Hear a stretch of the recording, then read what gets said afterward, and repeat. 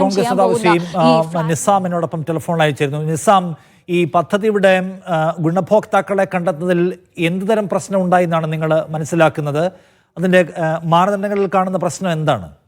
ഇത് തികച്ചും ഭീമാപള്ളി തീരദേശ മേഖലയെ അപേക്ഷിച്ച് 2006 മുതൽ അവിടെ പ്രശ്നം നിലനിൽക്കുകയാണ്.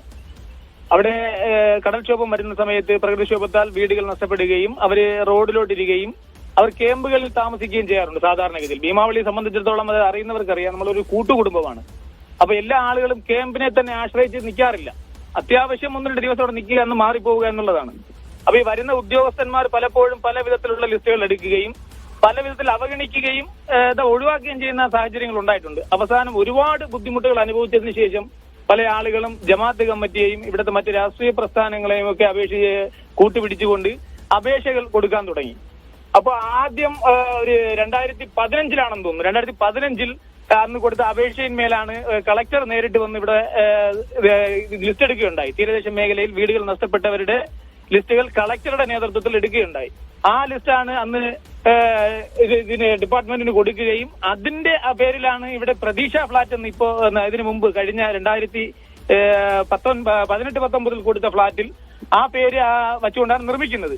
നിർമ്മിച്ച സമയത്ത് ആ ഭീമാപള്ളിക്കാരെ ഒന്നടങ്കം അതിൽ നിന്നും ഒഴിവാക്കുകയും അവിടെ മറ്റൊരു കമ്മ്യൂണിറ്റിയെ മാത്രം കൊണ്ട് അവിടെ സ്ഥാപിക്കുകയും ചെയ്തു. അന്ന് അവർ എന്തൊക്കെയോ മാനദണ്ഡം പറഞ്ഞു. വളരെ മോശമായ നിലയിലുള്ള നിലവാരത്തിലാണ് അത് പറഞ്ഞത്. അത് കമ്മ്യൂണിറ്റി പ്രശ്നം ഉണ്ടാവും, അങ്ങനെ ഇങ്ങനെയാണ്. ഇല്ലാത്ത പ്രശ്നങ്ങൾ ഉണ്ടാക്കുന്നതിന് വേണ്ടി അവർ ഉണ്ടാക്കിയതുപോലെ തോന്നി.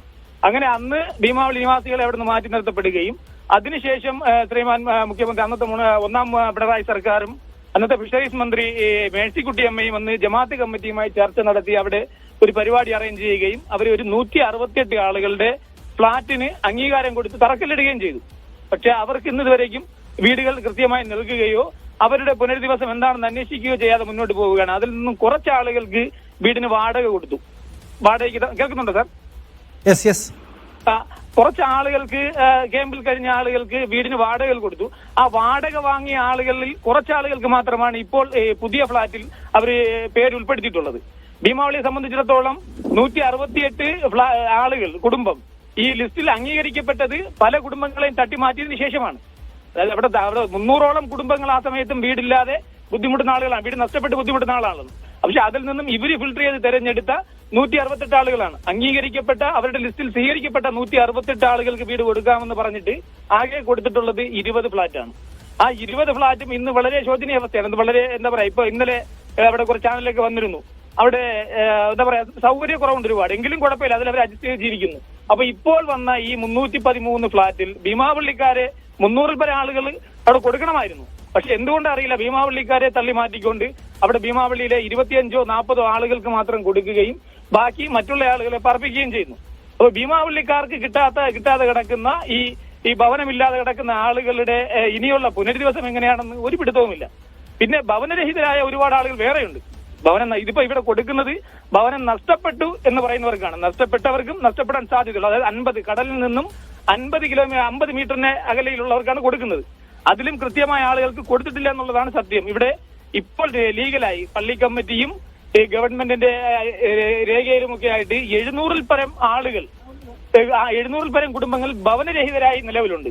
പക്ഷെ ഇവരെങ്ങനെ പരിഗണിക്കുന്നൊരു പിടുത്തവുമില്ല. ആകെ ഇപ്പോൾ ഉൾപ്പെടുത്തിയിട്ടുള്ളത് 33-44 ആളുകളെ മാത്രമേ ഉൾപ്പെടുത്തിയിട്ടുള്ളൂ. ബാക്കി ആളുകളുടെ അവസ്ഥ എന്താണെന്നുള്ളത് വളരെ ആശങ്കയിലാണ്. ആളുകളൊക്കെ ഒരുപാട് ബുദ്ധിമുട്ടാണ്. ഈ ഉദ്യോഗ മേഖലകളിൽ തിരിയുമ്പോൾ ആളുകൾക്ക് വല്ലാത്ത ബുദ്ധിമുട്ടാണ്. ഓരോരോ ആളുകളും ഓരോ രീതിയിലാണ് ഭീമാവള്ളിക്കാരെ ട്രീറ്റ് ചെയ്യുന്നത്.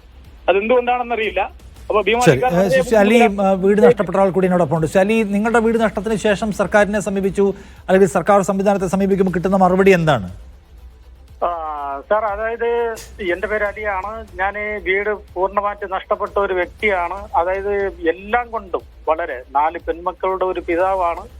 അതിൽ 2 സുഖമില്ലാത്ത കുട്ടികളുമുണ്ട്, ഓട്ടിസം ബാധിച്ച. അപ്പൊ ബഹുമാനപ്പെട്ട നമ്മുടെ ജനപ്രതിനിധിമാരൊക്കെ രാഷ്ട്രീയ പ്രതിനിധിമാരൊക്കെ പറഞ്ഞിട്ടുണ്ടായിരുന്നു, നിങ്ങൾ ദുരിതാശ്വാസ ഈ സുഖമില്ലാത്ത കുട്ടികളുമായിട്ട് ഞാൻ 4 പെൺമക്കളെയും കൊണ്ട് എങ്ങനെയാ പോവുക എന്നുള്ള നിലക്ക് മാമാര വീടുമായിട്ടാണ് സഹകരിച്ച് അങ്ങനെ ജീവിച്ചു പോകുന്നത്. ഇപ്പോഴും എല്ലാ രീതിയിലും ഞാൻ മെമ്മോ കംപ്ലീറ്റ് ഓഫീസിലും കൊടുത്തിട്ടുണ്ട്. 139/GI 23 2023 7-ാം തീയതി 2-ാം മാസം 23-ന് ഞാൻ കൊണ്ട് സബ്മിറ്റ് ചെയ്തതാണ് ഇത് നമ്മുടെ കോർപ്പറേഷൻ സോണൽ ഓഫീസിൽ ഉൾപ്പെടെ. കോർപ്പറേഷൻ ഓഫീസിൽ നിരന്തരം കയറി ഇറങ്ങി. എന്നിട്ട് പോലും നമുക്ക് ഈ ലിസ്റ്റിൽ പേര് വന്നിട്ടില്ല. അപ്പൊ അത് മാത്രമല്ല, പൂർണ്ണമായിട്ട് ഇപ്പോഴും ഭവനം ഞാനും മക്കളും ഈ 4 പെൺമക്കളുമായിട്ടുള്ള ഈ ഓട്ടിസം ബാധിച്ച മോളടക്കമായിട്ട് എല്ലാ രീതിയിലും വളരെ ബാലിശമായ ചെലവും കാര്യത്തിലും വളരെ വിഷമിച്ച് കഴിയുന്ന കൂട്ടത്തിലുമാണ്.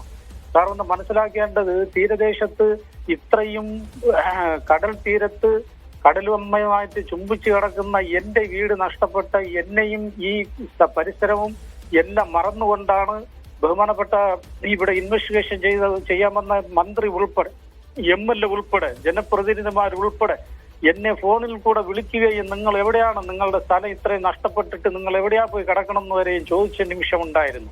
ഞാൻ വന്നിട്ട് അന്നും സോഷ്യൽ മീഡിയയുമായിട്ട് ബന്ധപ്പെട്ട് സംസാരിച്ചിട്ടുണ്ടായിരുന്നു. അങ്ങനെ 2-3 ചാനലുകാർ വന്ന് വരെ റിപ്പോർട്ട് എടുത്തിട്ടുണ്ടായിരുന്നു. എന്നെ വൈഫിനെ വെച്ച് വരെ സ്ഥലത്തിന്റെ ഫോട്ടോ വരെ മത്സ്യത്തൊഴിലാളി ഓഫീസിൽ നിന്ന് വരെയും വന്ന് എടുത്തിട്ടുണ്ടായിരുന്നു. ആ ഓഫീസുമായിട്ട് ബന്ധപ്പെട്ട് വരെ മെമ്മോ കൊടുത്തിട്ട് ആ മത്സ്യത്തൊഴിലാളി ഓഫീസിൽ നിന്ന് വരെയും സൂപ്രണ്ടന്റിന്റെ സൈനോട് കൂടിയുള്ള ഇതാണ് ഞാൻ കോർപ്പറേഷൻ ഓഫീസിൽ വരെ സബ്മിറ്റ് ചെയ്ത് അതിന്റെ രേഖ അടക്കം എന്റെ കയ്യിലുണ്ട്. വീട് പോയി നഷ്ടപ്പെട്ടതിന്റെ ഫോട്ടോസ് വരെ എല്ലാ രേഖയും എന്റെ കയ്യിലുണ്ട് സാർ. എന്നിട്ട് ഈ പേര് വന്നപ്പോൾ എന്നെയും എന്റെ ഈ സുഖമില്ലാത്ത മക്കളടങ്ങുന്ന ഈ കുടുംബത്തിന് അവഗണിക്കപ്പെട്ടതിൽ വളരെ വളരെ വേദനയുണ്ട്, ദുഃഖമുണ്ട്. അതാണ് ബഹുമാനപ്പെട്ട ഈ മീഡിയയിലൂടെ ഞാൻ സംസാരിക്കാൻ സന്നിധരാകുന്നത്. അത് കാരണം കൊണ്ട് എനിക്ക് നീതി കിട്ടിയേ പറ്റൂ. കാര്യം എന്തെന്ന് പറഞ്ഞാൽ ഒരു പുരുഷായുസ് മുഴുവനും ഉണ്ടാക്കിയതെല്ലാം നഷ്ടപ്പെട്ടു സാർ. വളരെ വളരെ വേദനയുണ്ട്, വളരെ വളരെ വേദനയുണ്ട്. എന്തിനാണ് ഈ തീരദേശത്ത് ഇത്രയും ഈ കടലമ്മയുമായിട്ട് കിടക്കണ, ഈ നീന്തി കുളിച്ചുകൊണ്ട് കിടക്കണ ഈ എന്നെ അവഗണിക്കപ്പെട്ടുകൊണ്ട് എന്റെ വീടിന്റെ മുകളിലുള്ള 50 മീറ്റർ അകലമുള്ളവർക്ക് വരെ ചാവ് കൊടുത്താൽ അത് എങ്ങനെ, ഏത് നിയമത്തിൽ, ഏത് വകുപ്പിൽ അത് കൈമാറി എന്നുള്ള ഇത് എനിക്ക് അറിയേണ്ടതുണ്ട്.